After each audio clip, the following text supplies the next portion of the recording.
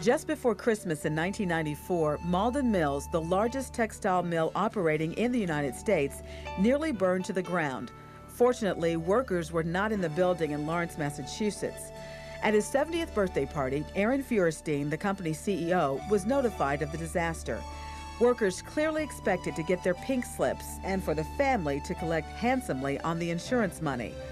We all had the same thought in mind. This is it. This is probably the last time we'll ever see each other. But the next day, Aaron Feuerstein astounded his workers and the world.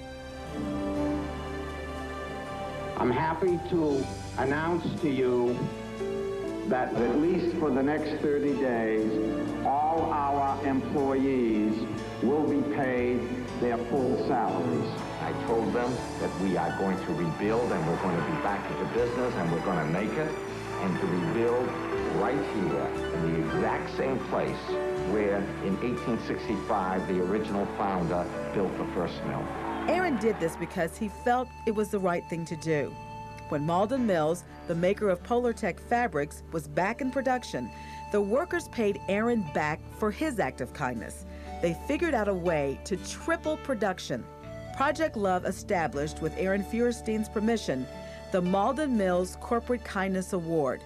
I feel that there's a responsibility that each corporation has for its people and for its community.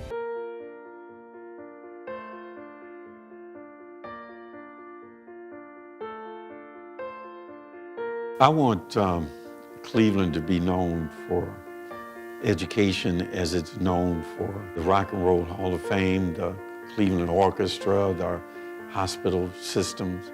And when people, you ask people what is the first thing that comes to your mind when you think of Cleveland, I want them to say education. We have far too many young people who are not getting the education that they deserve, nor the education that our community, including our teachers and our leaders, want to provide them. And so our job has to be to get more kids into better schools more quickly. Well, how fortunate we are in Cleveland to have Frank Jackson and Eric Gordon at this moment in time leading this really important initiative. We are so proud of both these men for the incredible progress that we've made with the Cleveland Metropolitan School District. Passing the levy was just remarkable. It's been decades since we've been able to do that in Cleveland, and this is a testament to the leadership that these two men provided to our community. When I think about Eric Gordon and Frank Jackson and the work that they have done over the years, and most recently with respect to the Cleveland Plan for our school children, I think about leadership. Both men are the embodiment of leadership. First, they're strategic. They understand what's important to do, when it is important to do it, and how to get things done. But at the most fundamental level, they care about Cleveland's school kids, which meant they both had to step outside of their comfort zone. They both had to engage others that perhaps they don't usually work with in order to accomplish something major. And as a result, the Cleveland Plan really represents the best opportunity that our school kids have had in the city of Cleveland for a long, long time. I give a lot of credit to both Mayor and to Eric from taking that dialogue from one of confrontation to really one of collaboration. Eric and the mayor actually brought the Cleveland Teachers Union to the table at a time when they had developed legislation which was really something that the Cleveland Teachers Union wouldn't support. Both the mayor and Eric came to the table and said, listen, can you work with us to help make this piece of legislation something that you can support? So actually we worked with Eric and the mayor to craft a piece of legislation that unfortunately in America too often we see cities after city that choose confrontation rather than collaboration. The mayor and Eric actually reached out to us and chose a new path forward in terms of working with us to develop legislation that could be successful.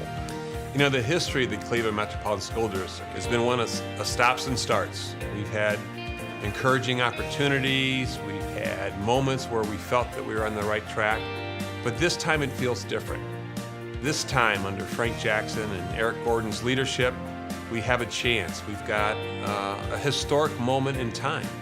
when we can in fact make a difference. You know, I think what's important about the Cleveland Plan is that this time, unlike all of the other times, we're all doing it together. We're all in it together for the same reason together.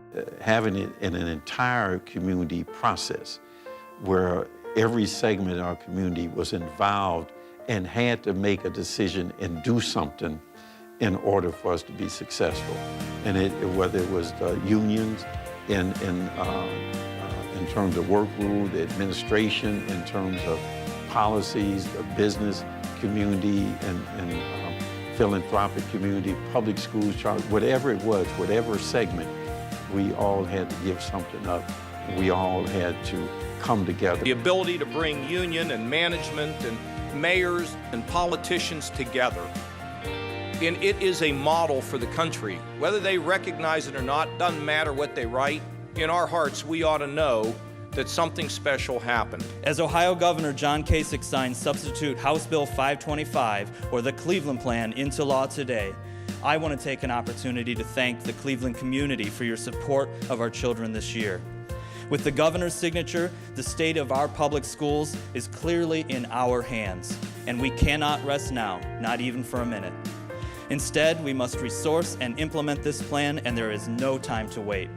So as Governor Kasich signs our bill today, I challenge every one of us in this room and throughout our city and region, what you've already heard from our speakers before me, this broad coalition of stakeholders, not to end today with a celebration, but to redouble our efforts on the transformation of our children and our community so deserves, the transformation of Cleveland's public schools.